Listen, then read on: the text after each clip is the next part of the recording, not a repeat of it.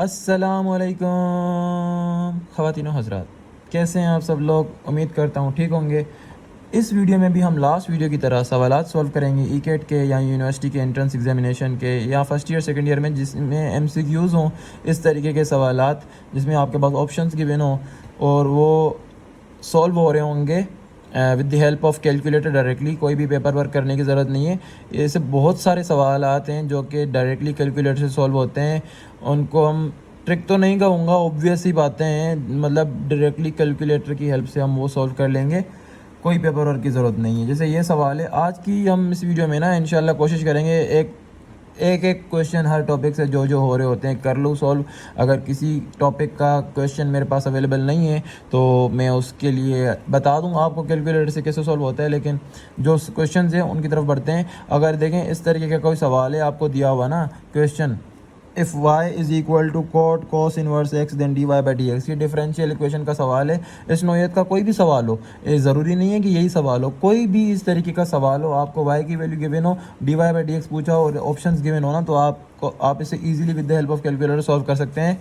देखें इस सवाल में क्या है, if y is equal to cot cos inverse x then d y by d x is equal to, सबसे पहले हम इसको डिफरेंशियल, कॉट होता है 1/टेंजेंट। कॉट का अलग से कोई इसमें फंक्शन नहीं होता और कुछ बच्चे स्मार्ट बन रहे होते हैं तो वो क्या करते हैं कि कॉट को ना डायरेक्टली टेंजेंट इनवर्स ले लेते हैं। बेटा इतनी स्मार्टनेस ना दिखाएं। टेंजेंट इनवर्स और 1/टेंजेंट ये दोनों डिफरेंट फंक्शंस हैं, इन दोनों को एक कंसीडर ना करें। 1/टेंजेंट इसका मतलब कॉट हो गया। उसके बाद कॉस इनवर्स, साइन इनवर्स, इनका अलग से फंक्शन गिवन होता है। शिफ्ट दबाएंगे और कॉस का बटन दबाएंगे, कॉस इनवर्स का फंक्शन एक्टिवेट हो जाएगा। एक्स, अब इधर ना x की वैल्यू कोई भी आप अपनी तरफ से सपोज करके पुट कर सकते हैं।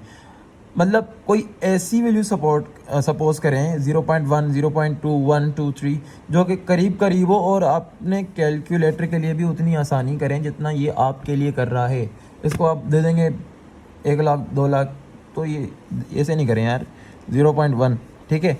अब d y by d x में हमने सॉल्व करा था, इसको हमने x की वैल्यू 0.1 दे दी कि मतलब जहाँ जहाँ x है इसको डिफरेंशिएट करने के बाद वहाँ पे 0.1 पुट करो और हमें वैल्यू निकाल के दे दो। इसने जो वैल्यू हमें कैलकुलेट करके दी है वो है 1.015।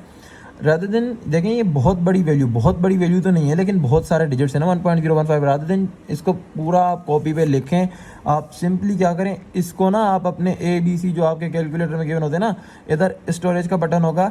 अगर आपके पास दूसरा वाला कैलकुलेटर ना तो इधर RCL लिखा होता है, शिफ्ट दबाएंगे ना तो स्टोरेज एक्टिवेट हो जाएगा। अब मेरे पास डायरेक्ट STO है, मैंने STO दबाया। अब ABCD किसी में भी मैं इसको स्टोर करवा सकता हूँ, तो स्टोरेज इसमें मैंने A में ये वैल्यू स्टोर करा दी। अब ना हम चलते हैं अपने ऑप्शंस की तरफ। अब देखें ऑप्शंस को ना एक एक करके सॉल्व करेंगे। जो ऑप्शन हमें एग्जैक्टली वही वैल्यू देगा जो हमने डिफरेंशियल से कैलकुलेट करी थी, तो हमारा वही ऑप्शन सही होगा। √1 माइनस एक्स स्क्वायर, अब इसको हम कैलकुलेट करेंगे। 0.1 वैल्यू पुट करी थी तो इधर भी हम 0.1 ही x की वैल्यू सब्सटीट्यूट करेंगे। हमारे पास 1.005 इस तरीके की, ये तो नहीं हो सकती क्योंकि आई थिंक 1.015 इस तरीके की कोई वैल्यू निकल के आई थी हमारी। अब नेक्स्ट ऑप्शंस की जाने बढ़ते हैं। अंडर रूट नहीं है, सॉरी, 1 माइनस एक्स स्क्वायर। अब देखें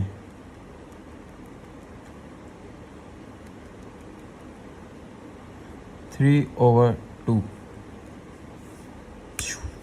1.015 आई थिंक एग्जैक्टली वही वैल्यू है, लेकिन फिर भी for the sake of verification हम ये वेरीफाई कर लेंगे। अगर 1 हमारे पास आंसर आ गया जो हमने इससे कैलकुलेट करके A में स्टोर करवाई थी, उसको हम डिवाइड करा दें इस B वाले ऑप्शन ने जो वैल्यू दी उसके साथ।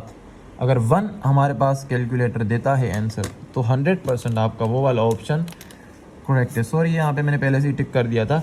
लेकिन ये जो अब आज की मैं वीडियो बना रहा हूँ ना, अगर अभी NED के टेस्ट हो रहे हैं, जिसने देख ली ना उसका बहुत ज़्यादा फ़ायदा हो जाएगा, वरना अगर ना भी देखी ना तो भी बेस्ट ऑफ लक, आपका पेपर अच्छा हो जाएगा इंशाल्लाह। बेस्ट ऑफ लक, अच्छा पेपर करें। नेक्स्ट क्वेश्चन की तरफ बढ़ते हैं। Next question is a unit vector perpendicular two vectors 4i minus j plus 3k and minus 2i plus j minus 2k। अब देखें इस तरीके का कोई सवाल है वेक्टर्स का। अब देखें आपके पास ना मोड दबाएंगे ना, इधर मेरे पास तो ये है क्लास विज का। लेकिन अगर आपके पास दूसरा वाला कैलकुलेटर है ना, उसमें भी आप मोड दबाएंगे ना, उधर ढूंढिएगा, कहीं ना कहीं आपको वेक्टर मिल जाएगा। अब मेरे पास तो वेक्टर ये है 5 पर है, तो मैंने 5 पर लिया। अब मैं ना इधर मुझे कितने वेक्टर्स गिवन है, 2 वेक्टर्स गिवन है, ठीक है। अब इनका हमने हमें एक यूनिट वेक्टर निकालना है जो कि परपेंडिकुलर हो इन दोनों से। अब देखिएगा हम इस तरीके के सवालात को सॉल्व किस तरीके से करते हैं। सबसे पहले ना हम ये दोनों वेक्टर्स डिफाइन कर लेंगे। अब ये मुझे डायमेंशन पूछ रहा है, 2 डायमेंशन का है या 3 डायमेंशन का। ये 3 डायमेंशनल है, कैसे पता चला, आई जे के, आई मतलब एक्स एक्सिस, जे मतलब वाई एक्सिस, के मतलब जी एक्सिस। अगर किसी को नहीं पता जी एक्सिस तो रहने दें, आप सिंपली 3 दबा दें और आपकी जो पहली वैल्यू होगी ना वो आई की वैल्यू होती है। तो ये मैंने 4 स्टोर करा दी। दूसरी माइनस जे मतलब -1, तो मैंने -1 स्टोर करा दी। अब तीसरी वैल्यू 3, ठीक है। अब उसके बाद देखें ये हमारे पास वेक्टर ए में सारी वैल्यूज़ आ गई हैं। अब मेरे पास इधर है इस क्लास विज के कैलकुलेटर में, इधर ऑप्शन है, इधर मैं अपने दूसरे वेक्टर को भी डिफाइन कर लूँगा। लेकिन अगर आपके पास दूसरा वाला कैलकुलेटर है जो ब्लू कलर का होता है, उसमें ना आप शिफ्ट दबाएंगे, इधर कोई आई थिंक 4 के ऊपर मैट्रिक्स लिखा हुआ होता है, 5 के ऊपर वेक्टर लिखा हुआ होता है ना, तो आप शिफ्ट दबा के 5 दबाएंगे तो आपका जो है ना वो वेक्टर वाले मोड में एंटर हो जाएगा और वहाँ पर आप दूसरे वेक्टर को डिफाइन करेंगे। मेरे पास तो सिंपली यहाँ पर है, अब मैं इधर डिफाइन वेक्टर करूँगा, दूसरे वेक्टर को डिफाइन करूँगा। ये भी 3 डायमेंशनल है, -2, उसके बाद प्लस जे मतलब 1, उसके बाद -2 के मतलब -2। थर्ड वैल्यू के की वैल्यू होती है, फर्स्ट आई की, सेकंड जे की, ठीक है। अब मेरे पास वेक्टर बी और वेक्टर ए ना ये हमारे पास हो गए। अब इसके बाद देखें, इसके बाद अब मेरे पास इसमें ना यूनिट वेक्टर का ऑप्शन गिवन है। जब मैंने ऑप्शन का बटन दबाया और मैं नीचे स्क्रॉल डाउन किया तो यहाँ पर यूनिट वेक्टर 4 नंबर पर, सही है। अब यूनिट वेक्टर ऑफ हम निकालेंगे, यूनिट वेक्टर ऑफ एक इसका निकालेंगे, यूनिट वेक्टर ऑफ ए जो कि परपेंडिकुलर हो। एक मिनट, ऑप्शन 3 वेक्टर ए और वेक्टर बी, ठीक है। अब देखें हमारे पास ना ये सॉल्व होके आ गया, हमारे पास आंसर आ गया -0.1333 आई, पहली वैल्यू आई की वैल्यू आप देख लें, इसमें ना ये आंसर निकल के आया है। अब हमारे पास जो ऑप्शंस हैं 1/3 नेगेटिव आई +2j +2k। अब अगर आप इन पे फोकस करें, पहली वैल्यू नेगेटिव, दूसरी value positive, third value positive. अब देखें मतलब हमारे पास अगर आप वैसे इसको ज़्यादा दिमाग ना लगाएं, सिंपली हमें पता तो चल रहा है कि जो पहली वैल्यू है मतलब आई की वैल्यू नेगेटिव होनी चाहिए, तो वो ऑप्शन नंबर बी में ही है। तो ये ऑप्शन नंबर बी करेक्ट होगा। लेकिन फिर भी for the sake of verification हम ना आप अब देखिए ऐसे दबाएंगे S × D वाला ये पर, तो -1/3 आई, ठीक है। उसके बाद 2/3 जे, ये 3 इसके साथ मल्टीप्लाई हो जाएगा ना, तो ये हो जाएगा 2/3 जे। अब ये 3 इसके साथ मल्टीप्लाई हो जाएगा 2/3 के। अब देखें ये मैंने इसको दिया, ये 2/3। तो इस तरीके से ना हमारे पास ये ऑप्शन कौन सा करेक्ट है, ये बी करेक्ट है, ठीक है ना। तो इस तरीके से आपके ये वेक्टर के सवालात भी सॉल्व हो जाएंगे। और ये मोस्ट इग्नोर्ड चैप्टर है, इसको बहुत सारे बच्चे देखते भी नहीं हैं। अब नेक्स्ट हमारे पास जो क्वेश्चन है वो ट्रिगोनोमेट्री का है। अब देखें इस तरीके का कोई ट्रिगोनोमेट्री का सवाल है, rather than using the identities in something, मतलब जो भी आपने फॉर्मूले याद किए होते हैं उन वो आपको याद नहीं है। अगर याद है तो पहले आप उससे सॉल्व करें, फिर जो मैं मेथड बता रहा हूँ उससे करें। अगर टाइम बचता है तो या फिर डायरेक्टली किसी दोनों में से एक मेथड चूज़ कर लें, दोनों सही हैं। अब देखें इसमें हम थीटा की जगह पे कोई ना कोई वैल्यू सपोज कर लेंगे अपनी तरफ से भाई। sin 2 सपोज कर ली मैंने, और ओवर 1 - cos 2 सपोज कर ली मैंने। और देखें उसके बाद ना प्लस टेंजेंट 2 थीटा की वैल्यू मैंने 2 सपोज करी है, तो उसके बाद 1 + cos 2, सही है भाई। अब देखें इसको मैंने, अब मेरे पास ये वैल्यू निकल के आई है -3.10 समथिंग लाइक दैट। तो इसको भी ना मैं स्टोर करवा के रख देता हूँ, पता नहीं इतनी बड़ी वैल्यू कौन यार नोट डाउन करेगा आप, ठीक है। बड़ी नहीं मतलब ज़्यादा डिजिट है ना, इतना कौन नोट करेगा। अब देखें 1/, अब हम इनको सॉल्व कर रहे हैं, ऑप्शंस को एक एक करके, कि हमारे पास वही एग्जैक्टली वैल्यू निकल के आ जाए जो हमने क्वेश्चन को सॉल्व करते हुए निकाली थी।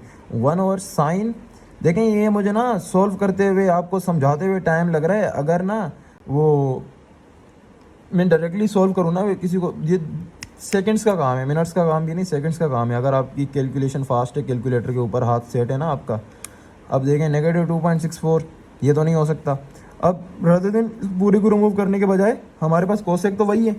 अब यहाँ पे कॉस की जगह पे कोट था ना, सेक की जगह पे तो 1/टेंजेंट होता है, 1/टेंजेंट और 1/साइन, तो ये हो जाएगा cosec theta cot theta. Option B में ये लिखा हुआ है। अब देखें इसको मैंने सॉल्व किया, -0.50, तो ये भी हमारे पास नहीं है। अब उसके बाद फिर से ये हमारे पास हो जाएगा cos theta cos 2 plus tangent 2, solve किया, -4.82, ये भी नहीं हो सकती। पता नहीं यार गलत तो नहीं कर रहा हूँ मैं, क्या लगता है गाइस आएगी या नहीं आएगी टेंजेंट 2? ओ भाई आई थिंक हाँ, बल्कि आई थिंक क्या यही डी ऑप्शन करेक्ट ऑप्शन है हमारे पास। अब देखें इस तरीके के सवाल भी सॉल्व हो गए। अब उसके बाद ना मैंने नेक्स्ट कोई क्वेश्चन लिखा हुआ नहीं है।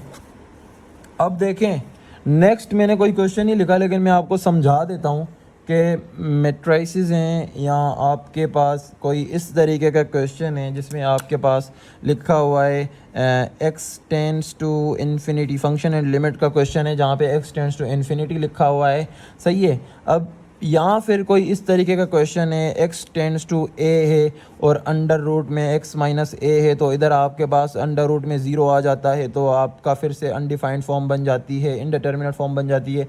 तो बहुत सारे बच्चों को इनडिटर्मिनेट फॉर्म ख़त्म करने के लिए एल हॉस्पिटल रूल आता होगा, बहुत सारे बच्चों को नहीं भी आता होगा। अब देखें अब ना यहाँ पर कोई भी x टेंड्स टू 2 है और यहाँ पे आपके पास डिनोमिनेटर में x माइनस 2 लिखा हुआ है, 2 माइनस 2 फिर से 0 आ जाता है। तो इस तरीके की फंक्शन एंड लिमिट है, तो क्या करेंगे? सबसे पहले मैट्रिसेस को देख लेते हैं। अब देखें इधर ना मेरे उधर भी जो ब्लू कलर का केसीओ वाला है उसमें भी होता है, इसमें मेरे पास 4 नंबर पर मैट्रिसेस है, ठीक है।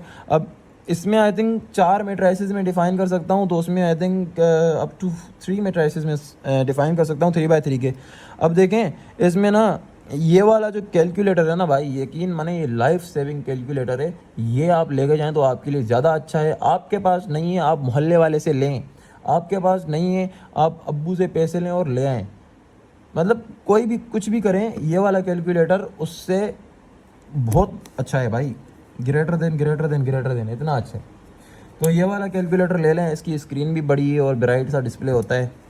अब देखें इसमें ना मैंने यूजुअली 3x3 का अगर आपने डिटर्मिनेंट निकालना है या फिर आपने 2 मैट्रिसेस को मल्टीप्लाई कराना है या फिर आपने ट्रांसपोज एनीथिंग, आई थिंक इसमें बहुत सारे होते हैं, इस क्लास वेज में उसमें थोड़े कम होते हैं। अब देखें 1 2 3 4 5 6 कुछ भी वैल्यू सपोज कर लो यार। ये मेरा मैट्रिक्स ए हो गया, उसके बाद मैट्रिक्स बी सपोज डिफ़ाइन करूँगा, सॉरी डिफ़ाइन नहीं करा मैंने, मैट्रिक्स इसको मैं डिफ़ाइन करूँगा 3x3 का 5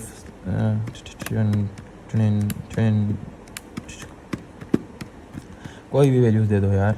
अब देखें अब मैं ना इनको मल्टीप्लाई, अब देखें ये मेरे पास ना ये पहले वाला जो है स्क्रीन शो कर रहा होगा, ये तो सारा डिफाइन मैट्रिक्स और ये जो आपने मैट्रिक्स डिफाइन किए हुए इनको अगर आप डिस्प्ले करना चाहते हैं तो उसके लिए होता है। उसके बाद जैसे ही आप ये वाला नीचे वाला बटन दबाएंगे ना तो आपके पास ज़्यादा फंक्शंस शो होना लग जाएंगे। अब देखें डिटर्मिनेंट निकालना है, डिटर्मिनेंट ऑफ मैट्रिक्स बी निकालना चाह रहा हूँ ना, तो मैंने डिटर्मिनेंट का उसमें जो फंक्शन था उसको मैंने क्लिक किया, क्लिक मतलब वो उसको इक्वल का बटन दबाया, क्लिक माउस तो नहीं है मेरे पास, बट देखें अब उसके बाद मुझे मैट्रिक्स ए का निकालना है ना, तो मैंने डिटर्मिनेंट ऑफ मैट्रिक्स ए निकाल लिया। ये मेरे पास सिंपली इसने मुझे डिटर्मिनेंट दे दिया। अब मैंने इसका ट्रांसपोज निकालना था फॉर सपोज। अब देखें यूजुअली ना इस तरीके का सवाल गिवन होता है कि देखें आपके पास ए बी का whole transpose is equal to B transpose A transpose, इस तरीके से अगर आप भूल गए हैं, ये तो सवाल आता रहता है, अगर आप ये सवाल भूल गए हैं ना तो आप इसको with the help of calculator verify भी कर सकते हैं। अब देखें मैं इसका ट्रांसपोज निकालूंगा मैट्रिक्स ए का,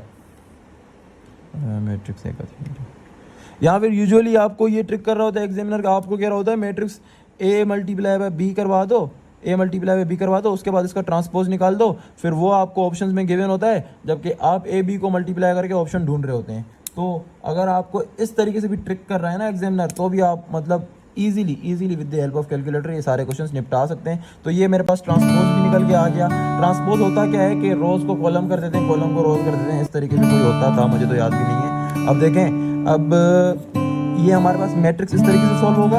उसके बाद इसमें आइडेंटिटी का फंक्शन भी है। उसके बाद ये तो नहीं है, बस आइडेंटिटी मैट्रिक्स निकाल सकते हैं, ट्रांसपोज निकाल सकते हैं, डिटर्मिनेंट निकाल सकते हैं, मल्टीप्लिकेशन निकाल सकते हैं, इन्वर्स निकालना है तो इन्वर्स भी इसमें आसानी से निकल जाएगा यार। उसको ए मैट्रिक्स ए को होल इन्वर्स कर दीजिएगा, आई थिंक आंसर दे देगा।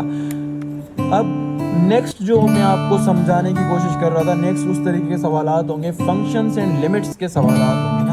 अगर आपके पास जहाँ पे x टेंड्स टू इन्फिनिटी है या फिर x टेंड्स टू 2 है। अब देखें, सबसे पहले ना x टेंड्स टू इन्फिनिटी के ऊपर आते हैं। अगर x टेंड्स टू इन्फिनिटी है ना, तो अब देखें इन्फिनिटी का मतलब क्या, टेंड्स टू का मतलब क्या है?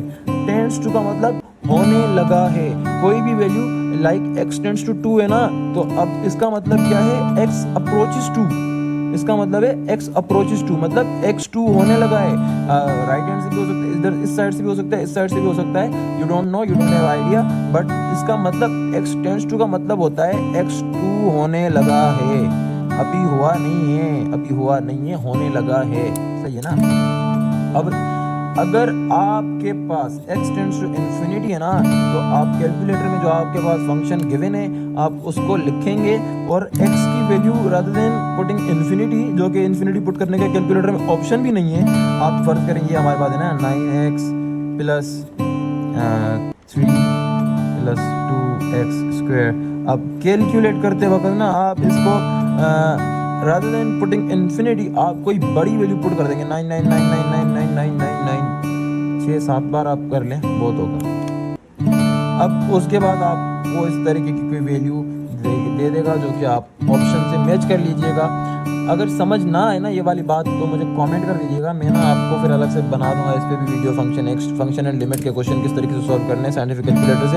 अगर देखें, अब हमारे पास x टेंड्स टू 0 है, x टेंड्स टू 0 पर आपकी मतलब कुछ सॉल्व करने के बाद आपका फंक्शन एंड लिमिट का वो जो आपके ऑप्शंस निकल के आ रहे होते हैं, अगर आपने डायरेक्ट निकलना है तो x टेंड्स टू 0 है और उसमें आप 0 की पुट करेंगे वैल्यू 0.0001। सही है ना? इसका मतलब क्या है? ये एक ऐसी वैल्यू है जो कि 0 के बहुत करीब